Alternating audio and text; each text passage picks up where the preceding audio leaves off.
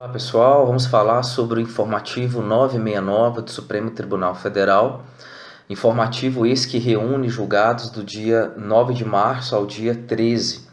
E nos interessa especificamente processo penal, que é o que ocorreu no dia 10 de março, que tem como temática Tribunal do Júri e recurso de apelação. E para entendermos a discussão, precisamos antes de uma pequena revisão. Primeira competência, quais são os crimes que são julgados pelo Tribunal do Júri? Bem tranquilo, crimes dolosos contra a vida, consumados ou tentados e eventualmente os conexos.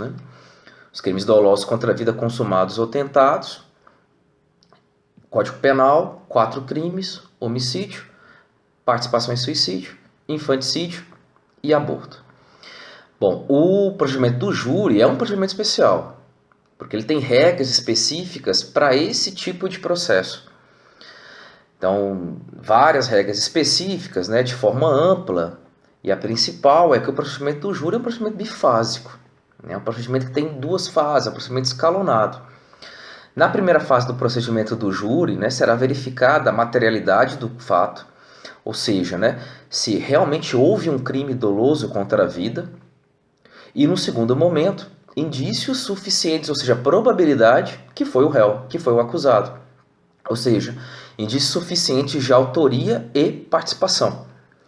Confirmando a materialidade, confirmando a participação, o juiz, na primeira fase do júri, ele proferirá uma decisão chamada pronúncia, reconhecendo esses 2 elementos. Uma pronúncia é uma decisão interlocutória mista, que vai encerrar a primeira fase e inaugurar a segunda fase do procedimento do júri, que é o juízo da causa, que efetivamente nós teremos o julgamento. Esse julgamento será proferido por um júri popular. O júri popular é formado por 25 jurados, cidadãos comuns, geralmente sem conhecimento técnico, sem conhecimento jurídico, e um juiz presidente, um juiz togado, que pode ser tanto um juiz de direito como um juiz federal, naquelas regras de competência do artigo 109 da Constituição. Desses 25 serão escolhidos 7. E aí nós teremos a formação do Conselho de Sentença, juiz-presidente e 7 jurados. Eu afirmei para vocês que esses jurados são cidadãos comuns, geralmente sem conhecimento técnico, sem conhecimento jurídico. E é por esse motivo o Código de Processo Penal ele disciplina qual é a forma de expressão de julgamento, ou seja, qual é a forma que os jurados irão julgar, irão manifestar o seu entendimento sobre a causa. E o Código de Processo Penal, ele escolheu a metodologia dos quesitos, das perguntas, com respostas sim ou não. O artigo 483 do CPP traz a lista dos quesitos, das perguntas que serão feitas pelo juiz-presidente aos jurados. E a sequência é, primeiro, pergunta-se sobre a materialidade do fato. Ou seja, houve o crime? Os jurados vão decidir. Segundo ponto, autoria e participação. Foi o réu? Os jurados respondem sim ou não.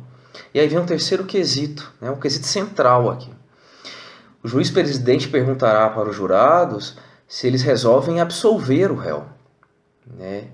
Independentemente se houve reconhecimento de materialidade e autoria. Os jurados absolvem o réu e eles vão responder sim ou não. Caso confirme a condenação, passa-se para o quarto quesito, que é a pergunta relacionada às causas de diminuição de pena e, na sequência, qualificadoras e causas de aumento reconhecidas na pronúncia ou em decisão posterior. Ótimo. Confirmada uma condenação, o juiz-presidente será o responsável por fazer a dosimetria da pena e fixar o regime prisional. Dosimetria da pena, aquelas 3 fases de dosimetria: circunstâncias judiciais, agravantes e atenuantes, e aquelas majorantes e minorantes reconhecidas pelos jurados. Esse é o julgamento proferido pelo Tribunal do Júri. E uma decisão, você imagine que tem um recurso respectivo. Claro, sempre observando o princípio da taxatividade. Bom, no júri, um dos recursos possíveis é o chamado recurso de apelação. Apelação é um recurso padrão, de sentenças em primeira instância. Só que a apelação era disciplinada no artigo 593 em 3 incisos. Artigo 593 em 3 incisos. Nos dois primeiros incisos, você tem uma motivação mais ampla. Agora, no inciso 3, que são as apelações proferidas no tribunal do júri, o legislador resolveu limitar. Como assim limitar? Se você eventualmente precisar apelar de uma decisão de algo do tribunal do júri, você não pode alegar qualquer matéria. As matérias, as razões que podem ser alegadas estão em 4 alíneas do artigo 593, inciso 3. Ou seja, é um recurso de fundamentação vinculada, restrita às matérias que estão na lei. Nos interessa mais a linha D, mas a título de conhecimento, na linha A, a primeira motivação de uma apelação no júri é reconhecimento de nulidade que ocorreu posteriormente à pronúncia. Então, se você verifica alguma nulidade posterior à pronúncia, aquela primeira fase do júri, você pode ir lá e apelar. Detalhe, a doutrina majoritária identifica que essa nulidade posterior à pronúncia, diz que é a nulidade relativa. Até porque a nulidade absoluta você pode alegar a qualquer momento, até se ela ocorreu antes da pronúncia. Bom, a linha B diz respeito à sentença, a sentença do juiz-presidente. Então, se você tem uma sentença contrariando texto expresso da lei ou a decisão dos jurados, então os jurados decidiram de uma forma e o juiz-presidente sentencia de outra maneira, apelação. A linha C, a terceira hipótese, é relacionada a erro ou injustiça na aplicação da pena ou na medida de segurança. Então, você quer discutir alguma coisa eventualmente da dosimetria.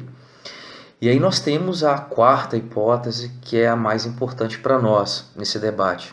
E a quarta hipótese é se a sentença, se a decisão dos jurados contrariar a prova dos autos.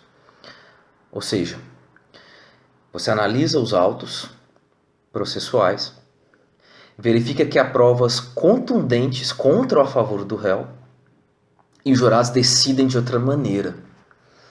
Então, no caso, por exemplo, você tem provas contundentes de uma excludente de ilicitude e os jurados condenam. Ou o contrário, provas contundentes para condenação, os jurados absolvem. Então, é possível. Um recurso de apelação. 2 pontos importantíssimos. Primeiro, esse recurso, com essa fundamentação, só poderá ser utilizado uma vez, ou pela acusação ou pela defesa. Não é uma vez para a acusação, uma vez para a defesa, por uma razão lógica. Então, por exemplo, se houve uma absolvição, o Ministério Público recorre com base na linha D, e o tribunal reconhece essa linha D, o segundo ponto importante é que você refaz o julgamento. O processo desce novamente e é marcado um novo júri com novos jurados. E aí, se nesse segundo julgamento reafirmar a absolvição, acabou.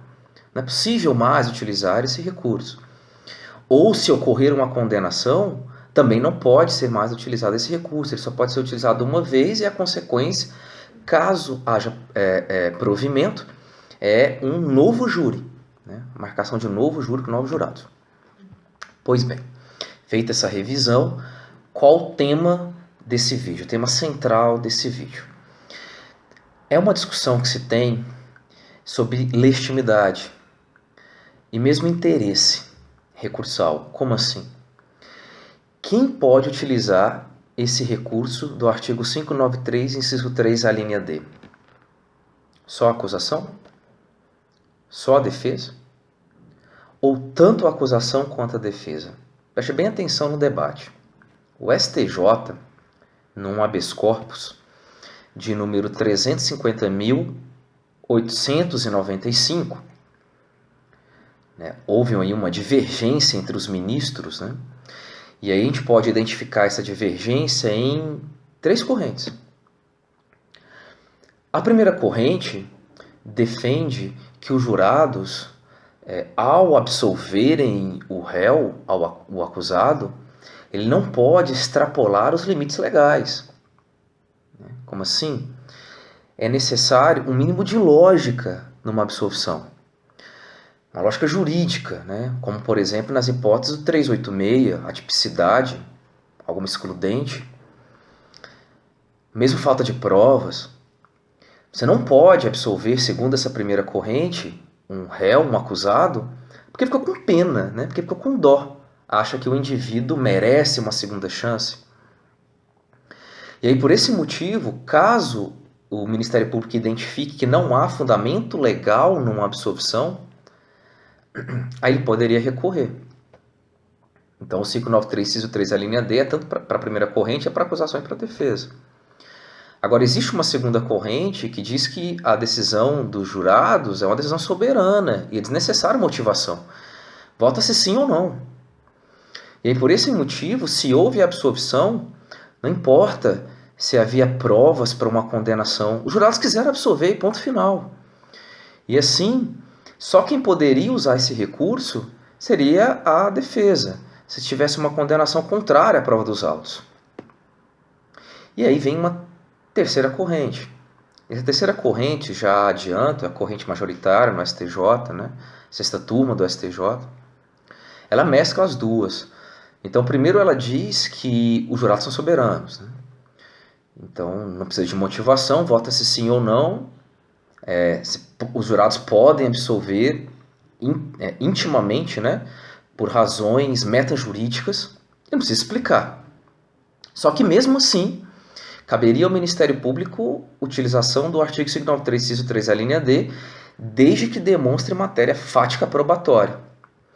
Ou seja, né, em resumo, para o STJ, os jurados podem decidir sobre qualquer fundamento, não precisa explicar, isso é íntimo, uma decisão íntima, e ao mesmo tempo o Ministério Público poderia também utilizar esse recurso, caso a decisão fosse contrária à prova dos autos.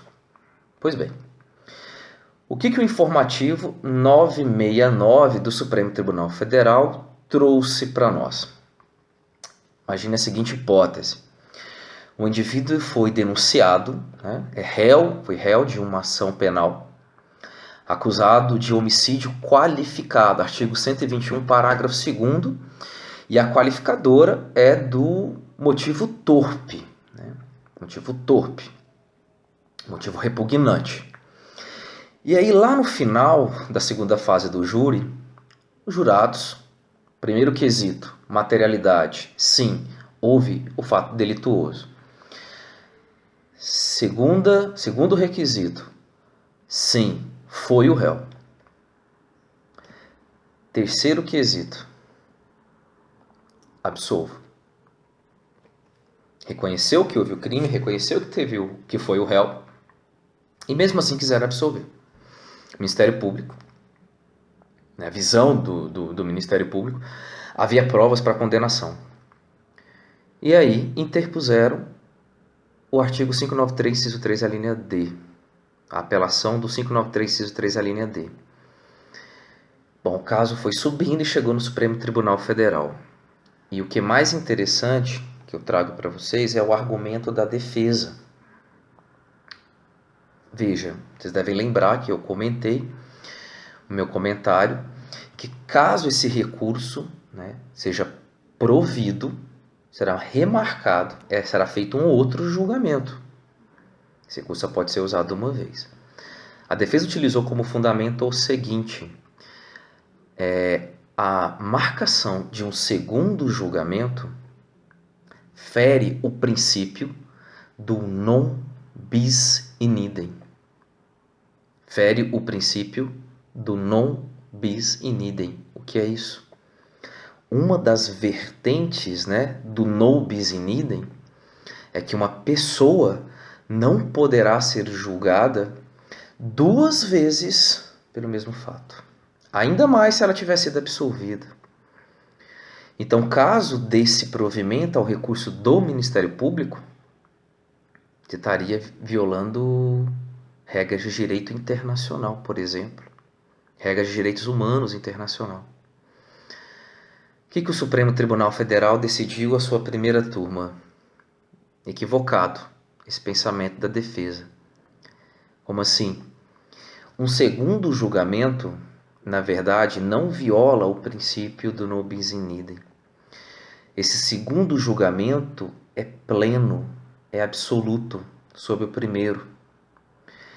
e ele não reverte numa numa violação ao non bis in idem, porque o procedimento do júri não foi encerrado. Não se encerrou o procedimento do júri. Aquilo ali é uma continuidade, segundo o julgamento, é uma continuidade. E como ele tem um poder absoluto, esse é o termo que foi utilizado pelo Supremo Tribunal Federal, pode inclusive decidir de forma contrária ao que foi feito no primeiro julgamento. Então, em resumo, o que nós temos sobre júri e apelação? A apelação do júri tem fundamentação vinculada.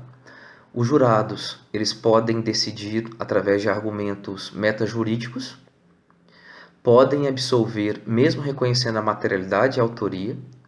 O Ministério Público é legitimado e tem interesse ao interpor o artigo 593, inciso 3, a linha D, junto também, a defesa também. E um segundo julgamento não viola o princípio do non bis in idem, porque o procedimento ainda não foi encerrado, certo? Então, um abraço, bons estudos.